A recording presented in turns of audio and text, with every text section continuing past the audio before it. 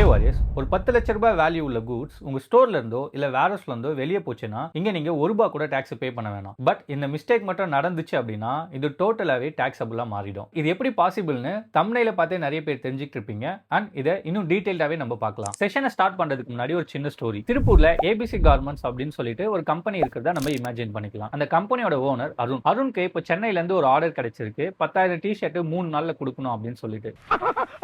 அருண் கிட்ட கட் பண்றதுக்கான machine, stitch பண்றதுக்கான மிஷின் எல்லாமே இருக்கு. பட் இங்க கிளைண்டோட டிமாண்ட் என்ன அப்படின்னா அந்த டிஷர்ட் பிரிண்ட் பண்ணி வேணும் அப்படின்னு சொல்லிட்டு. பட் இங்க அருண் கிட்ட பிரிண்டிங் பண்றதுக்கான ஃபெசிலிட்டிஸ் கிடையாது.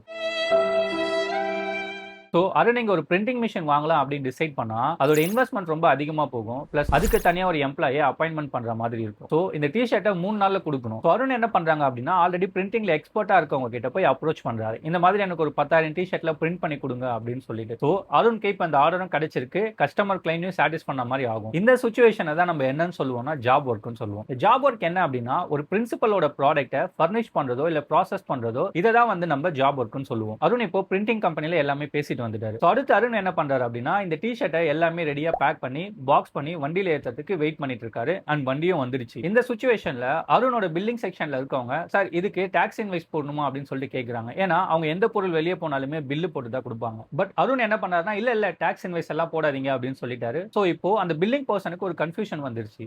பில்லே இல்லாம இந்த ப்ராடக்ட் எப்படி மூவ் பண்றது அப்படின்னு சொல்லிட்டு இதுக்காக கொடுத்திருக்க ஆப்ஷன் தான் டெலிவரி செல்லான். எப்பயுமே ஒரு சப்ளைவா இல்லாத ப்ராடக்ட்டை நம்ம சென்ட் பண்றோம் அப்படின்னா அதுக்கு டெலிவரி செல்லான் கம்பல்சரி. ஸோ டாக்ஸ் இன்வாய்ஸ்க்கு பதிலா இங்க டெலிவரி செல்லான் தான் நம்ம கிரியேட் பண்ணி கொடுக்கணும். இந்த டெலிவரி செல்லான்ல யாருக்கு போகுது, என்ன ஐட்டம் போகுது, அதோட வேல்யூ என்ன, இது எல்லாமே நீங்க மென்ஷன் பண்ணி கொடுக்கணும். அண்ட் நெக்ஸ்ட் இவே பில். உங்க ப்ராடக்ட் 50,000 ரூபாய்க்கு கீழே இருந்துச்சு அப்படின்னா அங்க இவே பில் தேவைப்படாது. இதே தமிழ்நாட்டுக்குள்ள இருந்தா 1 லட்ச ரூபாய்க்குள்ள வரலுமே தேவைப்படாது. பட் இதே இன்டர்ஸ்டேட்டா ஆகுது அப்படின்னா அங்க 50,000 ரூபாய்க்கு மேல போச்சு அப்படின்னா கம்பல்சரி இவே பில்லும் எடுக்கணும். ஸோ இந்த டெலிவரி செல்லான பேஸ் பண்ணி நீங்க உங்க இவே பில்லை ஜென்ரேட் பண்ணிக்கலாம். உடனே பில்லிங் செக்ஷன்ல இருக்கவங்க டெலிவரி செல்லான கிரியேட் பண்ண ஆரம்பிச்சாங்க.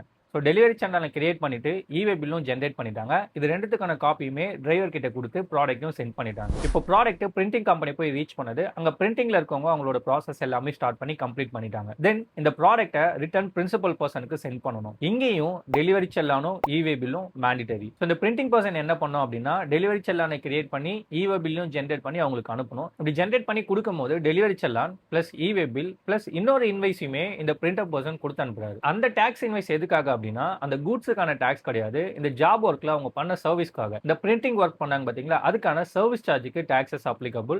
ஸோ இவங்க டாக்ஸ் இன்வைஸை பிரின்சிபல் பர்சனுக்கு கொடுப்பாங்க. ஸோ இந்த சுச்சுவேஷன்ல பிரின்சிபல் பர்சன் அந்த ஐடிசியை கிளைம் பண்றதுக்கு எலிஜிபிள் இருக்கு. அதனால இங்க எந்த ப்ராப்ளமும் கிடையாது, அவங்களுக்கு லாஸும் கிடையாது. இப்போ ப்ராடக்ட் எல்லாமே அகைன் பிரின்சிபல் பர்சன் கிட்ட வந்துருச்சு. அவரு ரெடி ஸ்டாக்க கஸ்டமருக்கும் டெலிவரி கொடுத்துட்டாரு. ஓவராலா இதுதான் ஜாப் ஒர்க்கோட ஒரு சின்ன கோர் கான்செப்ட் வித் எக்ஸாம்பிளோட நான் உங்களுக்கு சொல்லியிருக்கேன். இந்த மாதிரி நிறைய இண்டஸ்ட்ரியில ஜாப் ஒர்க் இருக்கு. ஃபார் எக்ஸாம்பிள் இப்போ மொபைல் கம்பெனிஸ்லாம் எடுத்தா கூட எல்லா ஒர்க்குமே அவங்களே பண்ண மாட்டாங்க. ஸ்பேர் பார்ட்ஸ் எடுத்துட்டு அசெம்பிள் பண்றதுக்கு இன்னொருத்தங்க கிட்ட கொடுப்பாங்க. சோ இதுவும் ஜாப் ஒர்க் தான். இந்த மாதிரி நிறைய இண்டஸ்ட்ரியில ஜாப் ஒர்க் இருக்கு. இல்ல நம்ம பண்ணக்கூடாத மிஸ்டேக்ஸ் என்ன அப்படின்னா டைம் லிமிட். இதை நம்ம ஒரு 2 கேட்டகரியா பிரிக்கலாம். இந்த ஜாப் ஒர்க் பண்றதுக்காக கொடுக்குற டிஷர்ட்ஸோ இல்ல ஸ்டிச்சிங் பண்ணாததை ஸ்டிச் பண்ணி கொடுக்கறதுக்காக கட் பண்ண பீசஸோ இந்த மாதிரி நிறைய பிரின்சிபல் பர்சன் கிட்ட இருந்து சென்ட் பண்றது. அண்ட் இதை தான் நம்ம ஸ்டாக்ஸ்னு இங்க மென்ஷன் பண்றோம். ஒரு வாட்டி நம்ம பொருள் ஜாப் ஒர்க்காக உள்ள வந்துச்சு அப்படின்னா அந்த ஜாப் ஒர்க் வித்தின் 1 இயர்க்குள்ள கம்ப்ளீட் ஆகி திரும்ப பிரின்சிபல் பர்சன் கிட்டே போயிடணும். அப்படி போனா மட்டும் தான் அது டாக்ஸபிள் கிடையாது. இஃப் சப்போஸ் அது 1 இயர் கிராஸ் ஆகிடுச்சு அப்படின்னா அப்போ கண்டிப்பா அது டீம்டு சப்ளைவா ஆகிடும். நீங்க ஜாப் ஒர்க்காக சென்ட் பண்ண பொருளை அவர் திரும்ப பிரின்சிபல் பர்சனுக்கே சென்ட் பண்ணல, விச் மீன் அவரு வேற யாருக்கோ கூட சேல் பண்ணிருக்கலாம். ஸோ இந்த மாதிரி ஒரு அசம்ஷனும் அண்ட் இந்த 1 இயர்க்குள்ள திரும்ப கொடுக்கலனா அது டீம்டட் தான் அப்படின்னு சொல்லிட்டு டிபார்ட்மெண்ட் டிசைட் பண்ணி ஃபிக்ஸ் பண்ணி வச்சிருக்காங்க. அப்போ ஒரு வருஷத்துக்குள்ள நீங்க ரிட்டர்ன் பண்ணல அப்படின்னா அது எல்லாமே சேலா மாறிடும், ஜாப் ஒர்க்கா இருக்காது. ஸோ இந்த ப்ராப்ளம் அவாய்ட் பண்ணோம் அப்படின்னா இதை நீங்க கண்டிப்பா ட்ராக் பண்ணணும். ஸோ நீங்க பிரின்சிபல் பர்சனா இருந்தீங்க அப்படின்னா வித்தின் 1 இயர்க்குள்ள இந்த ஜாப் ஒர்க்கை நீங்க கண்டிப்பா ரிட்டர்ன் எடுத்துடணும். ஸோ இதுல இருந்து உங்களுக்கு எக்ஸ்டென்ஷன் தேவைப்பட்டுச்சு அப்படின்னா நீங்க டிபார்ட்மெண்ட்டை ரிக்வஸ்ட் பண்ணி அதுக்கப்புறமா அப்ரூவ் கிடைச்சா நீங்க எக்ஸ்டெண்ட் பண்ணிக்கலாம். அப்படி இல்லைன்னா 1 இயர்ல கண்டிப்பா நீங்க ரிவர்ஸ் பண்ணணும். அண்ட் இன்னொன்னு கேபிட்டல் குட்ஸ். இந்த கேபிட்டல் குட்ஸுக்கு 3 வருஷ கண்டிஷன் இருக்கு. ஃபார் எக்ஸாம்பிள் கேபிட்டல் குட்ஸ் எதை நம்ம மென்ஷன் பண்றோம் அப்படின்னா மெஷினரிஸ். ஸோ இப்போ ஒரு டைலரிங்காக நம்ம ஒரு மிஷினும் கொடுக்குறோம், மெட்டீரியலும் கொடுக்குறோம். ஸோ இந்த மெட்டீரியல் இன்வென்டரிஸ் கணக்குல போயிடும், விச் மீன்ஸ் ஸ்டாக்ல போகும். அண்ட் இந்த மிஷின் கேபிட்டல் குட்ஸ்ல போகும். இந்த மாதிரி கேபிட்டல் குட்ஸுக்கு 3 வருஷம் டைம் லைன் இருக்கு. இந்த 3 வருஷத்துக்குள்ளே நீங்க ரிட்டர்ன் எடுத்துடணும். ஸோ இந்த ரூல் எப்பயுமே மறக்காதீங்க, ரொம்பவே இம்பார்ட்டன்ட். நெக்ஸ்ட் இவ்வளவு விஷயம் நடக்குது, இதெல்லாம் டிபார்ட்மெண்ட் எப்படி ட்ராக் பண்ணுவாங்க அப்படின்னா ஸோ இதுக்காக தான் ஃபார்ம் ஐடிசி 04 இருக்கு.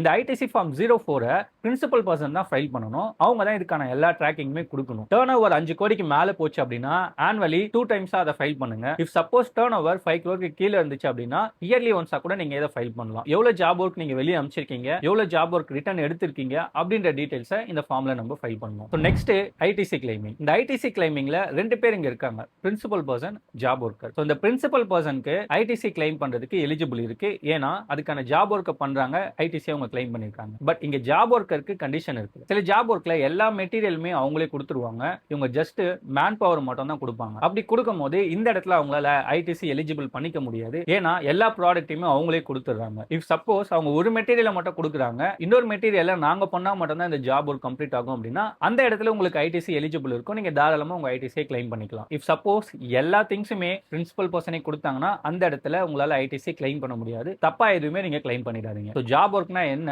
ஜாப் ஒர்க்கான ரூல்ஸ் என்ன, அதுக்கான டைம் பீரியட் என்ன, அண்ட் ஐடிசிக்கு உங்களுக்கு எலிஜிபிள் இருக்கா இல்லையா, இந்த மாதிரி விஷயம் எல்லாமே இந்த ஸ்டோரியிலே உங்களுக்கு டீடைல்டா புரிஞ்சிருக்கும்னு நினைக்கிறேன். இந்த வீடியோ உங்களுக்கு ரொம்ப யூஸ்ஃபுல்லா இருக்கும்னு நினைக்கிறேன். தேங்க்யூ.